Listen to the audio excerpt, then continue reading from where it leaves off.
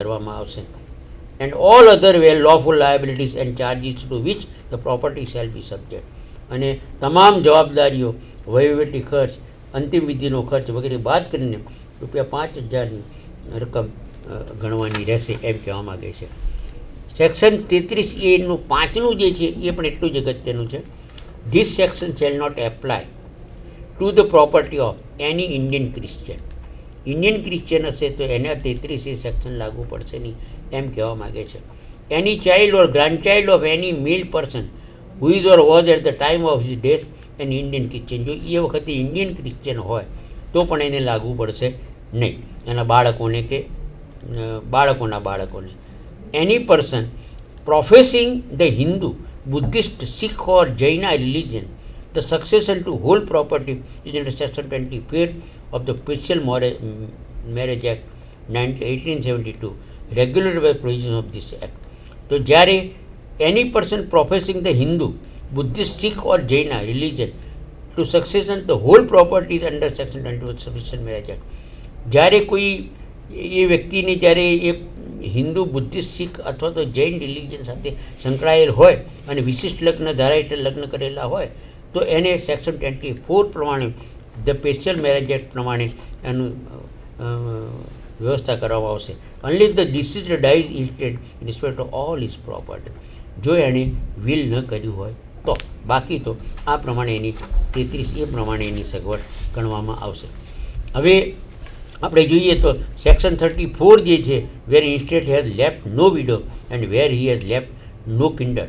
જ્યારે એને મરનાર ક્રિશ્ચિયને પોતાની પાછળ વિધવાને પણ ન મૂકી હોય કે કોઈ પણ લોહીના સગાઓને ન મૂક્યા હોય ત્યારે સી રીતે સગવડ કરવી એની વ્યવસ્થા કરવી એ સેક્શન 34માં આપવામાં આવેલી. રાઇટ્સ ટુ ઓફ વિડોઅર, જે રીતે વિધવા એ પણ વિધુરના પણ રાઇટ્સ છે અહીંયા એ સેક્શન 35માં આપવામાં આવેલા છે. A husband surviving his wife has the same rights in respect of her property if she dies in estate as a widow has in respect of her husband's property if he dies in estate. જે રીતે સ્ત્રીને જે રીતે એના હક મળે છે એ રીતે પતિને પણ મરનાર વિધુરને મરનાર વિધવાના વિધુરને પણ એ પ્રમાણે એની મિલકતમાં એની માલિકી પ્રાપ્ત થશે. રૂલ્સ ઓફ ડિસ્ટ્રીબ્યુશન, ક્રિશ્ચિયનની સીધી લીટીના વારસો ની જે સગવડ જે આપી છે એ 36 થી 40માં સીધી લીટીના વારસોની કેવી રીતે મિલકત પ્રાપ્તિ થશે એ 36 થી 40માં એની ચર્ચા કરવામાં આવી છે કે સીધી લીટીના વારસોને કઈ રીતે એ મિલકત પ્રાપ્ત થશે. અને ત્યારબાદ આપણે જોઈએ તો જે સેક્શન 41 જે છે એની જો આપણે તરફ નજર નાખીએ તો distribution where there is no lineal descendants. સીધી લીટીના કોઈ વારસો ન હોય ત્યારે કલમ 42 થી 48 પ્રમાણે એની મિલકતની વ્યવસ્થા થશે જો એ ઇનએસ્ટેટ એટલે કે બિનવસિયતી ગુજરી જાય તો. Rules of distribution where intestate has left no lineal descendants, એટલે એના કોઈ સીધી લીટીના વારસો ન હોય ત્યારે એનું જે સગવડ થશે એ 42 થી 48 પ્રમાણે એની સગવડ કરવામાં આવશે. વેર ઇનએસ્ટેટ ફાધર લિવિંગ, જો એના જે બિનવસ્તીના પિતા જીવતા હોય if the intestate's father is living he shall succeed to the property, તો એના ફાધરને એ મિલકત મળશે એમ કહેવામાં આવે છે. Where intestate's father dead but his mother, brothers and sisters living, and એના ફાધર મરી ગયા હોય પણ એની માતા એના બ્રધર્સ એટલે કે ભાઈઓ અને બહેનો જીવતી હોય તો એને સેક્શન 43 પ્રમાણે એનો લાભ મળશે. સેક્શન 44 પ્રમાણે જોઈએ તો where intestate's father dead and his mother a brother or sister and children of any deceased brother or sister living, તો એ સેક્શન 44 પ્રમાણે એની એટલે 44, 45, 46, 47 અને 48 એ કયા સંજોગોની અંદર લિનિયન અને સીધી લીટીના વારસો અને પ્લસ લોહીના રક્ત સંબંધીની જે જોગવાઈઓ આપેલી છે એ ત્યાં આપવામાં આવેલી છે. અને એ પછી આપણે જોઈએ તો સેક્શન 49માં ત્યાં children's advancements not brought into hotchpot, અલગ અલગ વ્યક્તિની મિલકતો ભેળવી લઈને તેને વહેંચી આપવાનું કાર્ય એ 49માં આપવામાં આવેલું છે. અને એ પછી જે આપણે પારસીઓની વાત કરીએ તો સેક્શન 50 થી 56 50 થી 60માં special rules for the Parsi intestates, એટલે પારસીઓ જો વિલ કર્યા વગર મરી જાય તો એની જે મિલકત છે એની કઈ રીતે વ્યવસ્થા કરવી એ 50 થી 60માં આપેલું છે. General principles related to intestate succession, section 50માં સામાન્ય પ્રિન્સિપલ્સ અને સિદ્ધાંતોની વાત કરવામાં આવેલી છે.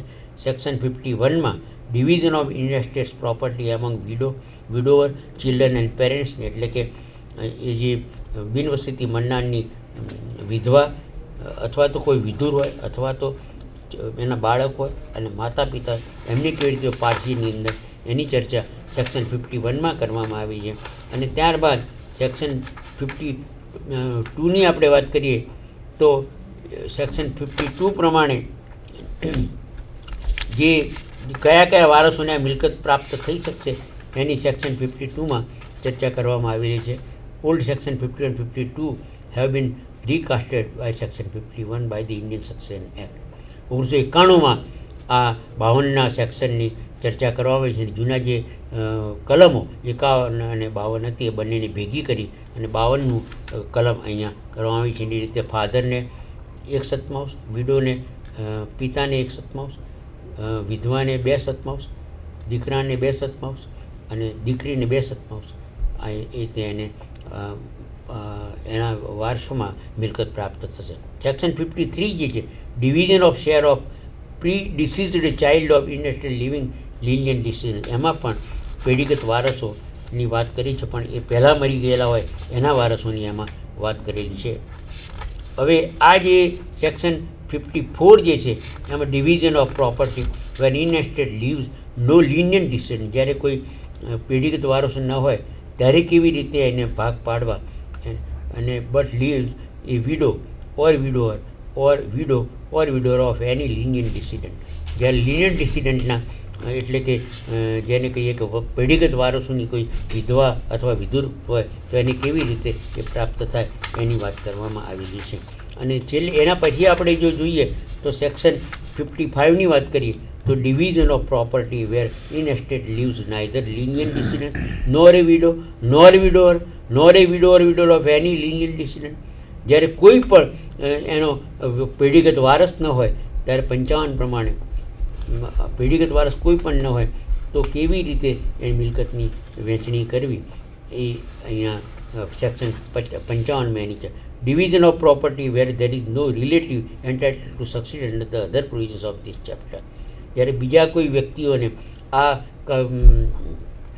હક પ્રાપ્ત ન થતો હોય તો એને કઈ રીતે વહેંચણી કરવી એની સેક્શન 56માં ચર્ચા કરવામાં આવી છે. અને આ રીતે આપણે જોઈએ તો ક્રિશ્ચિયન્સ અને પાર્સિયન્સના special provisions the Indian evidence 1925માં કરવામાં આવેલ છે. એમાં એક કેસ જે છે હું તમારા ધ્યાન ઉપર લાવીશ અને એ છે કેરાલાનો કેસ, અને એમાં જે ફિલિપ્સ આલ્ફ્રેડ માલ્વિન વર્સસ વાય.જે. ગોન્સાલ્વિસ એનો કેસ છે.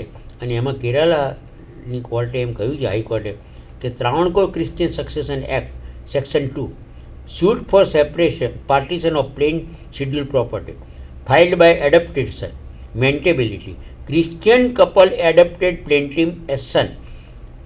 Plaintiff had proved that he was baptized as son of Christian couple.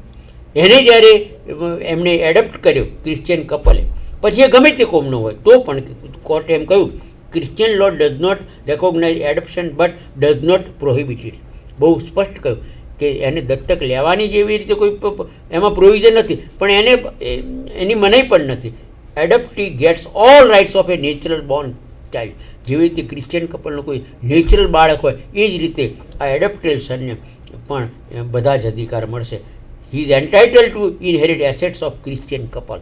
એમ અહીંયા આ સેક્શન ખ્રિસ્તી ધર્મ અંગીકાર કરવો. બેપ્ટાઇઝ એટલે શું? ખ્રિસ્તી ધર્મ એટલે અમુક પાણી છાંટી અને ક્રિશ્ચીઓમાં એ એમના જે પાદરી હોય છે એને ક્રિશ્ચિયન ધર્મની અંગીકાર કરાવે છે પવિત્ર પાણી છાંટીને. અહીંયા એક ખાસ એટલું કહ્યું કે constitution of India article 20 right to life include right of couple to એડપ્ટેશન.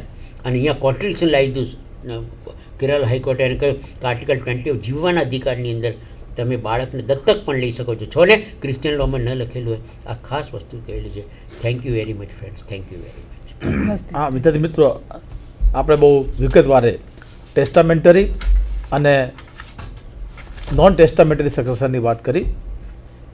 એમાં ખાસ કરીને જ્યારે કોઈ પણ વ્યક્તિ